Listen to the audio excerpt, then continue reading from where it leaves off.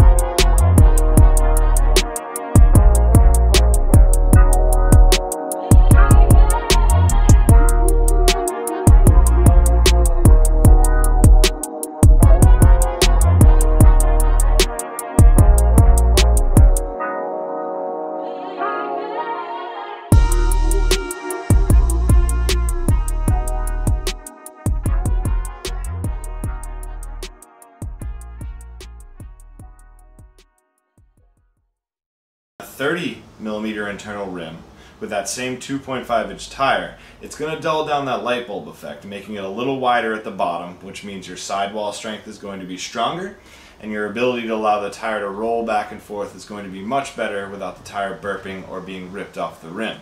Now, along with allowing your tire to have more strength rolling back and forth, it's also going to increase the weight distribution because the tire is wider. The pressure of your body weight pushing down and the forces pushing down on the tire is distributed more evenly, so you can run lower pressure. By running lower pressure, you're going to have better traction. It's going to make a little more absorption of the shock and the big hits that you're taking, so helping out your suspension there. And overall, you're just going to be able to feel the trail a lot better. So it allows you to be able to move with the tire and really bounce a little bit more and just have that extra traction. So with all these factors in play, it might seem like you just want the widest tire possible, but that's not the case. Obviously, it depends on your riding style, whether you're XC, Enduro, whether you're straight downhill, how hard you're really working the wheels. But once you start to get too big, the first thing is you're going to get too much drag. If your tire is 2.8 inches wide, obviously it's going to be a lot of surface contact, and your ability to pedal that bike and really get it moving quickly is going to fall. The other thing is it's not going to be as agile. So for me right now, I run a 2.5 inch tire on the front, which allows me to be able to hammer through some of that chunkier stuff, and the tire is really able to pick its own lines. If I was to run a smaller tire like I used to, it's going to be a lot more agile, I'm going to have a lot more play and really be able to put the tire when I want. But if I ran anything bigger, for me, I think you lose a lot of control. The tire is now so wide that it's just going to pick where it wants to go, and you're not going to be able to move it around as easily since it's covering such a large surface area. So for me, I run 2.5 in the front, which gives me just enough to push through some chunky stuff and to hold on some roots, and I run 2.3 in the back. You don't exactly need to guide with that tire since it's not on the front wheel, it's more of the follow tire. So I run a little bit smaller, which allows me to go a little bit faster and have a little more control over my back end. So all that being said, what is the best rim width and tire for you? Again, it's all going to depend on what you're trying to ride. When it comes to XC, something below 25mm internal is going to be perfectly fine. You're not going to be putting as much pressure on those wheels, and you want them to be a little faster because you're pedaling a lot more.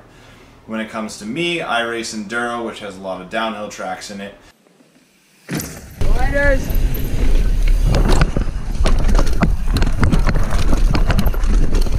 I started with 27mm internal, was punching through them pretty quick. Went over to November Bicycles and they built me up these wheels, which are 30mm internal, so a little wider. Allowed me to bump my front tire up to that 2.5 inches I was talking about, giving me a little more traction and play up front. So after spending some time at November Bicycles with David and learning all about how these rims and tire sizes work, decided that the best build for me is going to be what I have here. So I run again the Raceface Arc 30s, which are 30mm internal. On the front I run a Minion DHF, which is a 2.5 inch tire, giving me a little more grab on the front. On the rear I usually run a Maxxis Aggressor, which is more of a fast trail tire, and that's a 2.3 in size. But your tires are always going to depend on trail conditions. David built me up these Industry 9 Torch hubs. These have 120 points of engagement, which means that your crank will engage with the wheel every 3 degrees. So that means no matter where you are in your pedal stroke, you're always going to have that forward motion there for you to give all your power when you need it. That's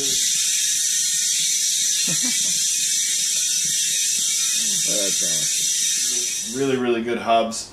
These are 32 hole, and then Dave actually 3 cross-laced them. I'll let Dave explain that for you because it's kind of out of my league.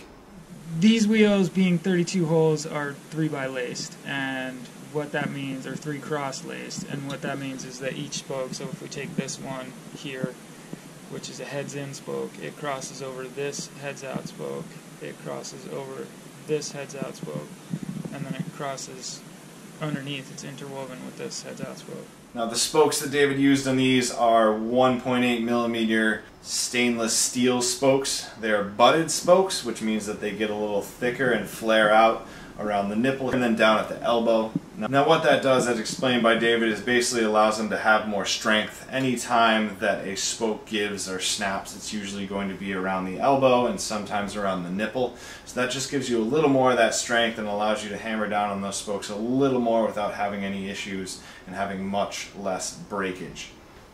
Now the guys at November Bicycles were awesome. David was super friendly. They have a great shop down in Newport, Rhode Island. So if you're in the area, anywhere near them, I highly recommend you give them a call and check them out. They have really good pricing, and again, I am no wheel building expert, so I leave that to the pros. But I hope this video was helpful for you guys. I hope that you learned a little bit about rim width and tire width and what that does for you. And feel free to leave a comment below and subscribe if you liked the video. Thanks guys.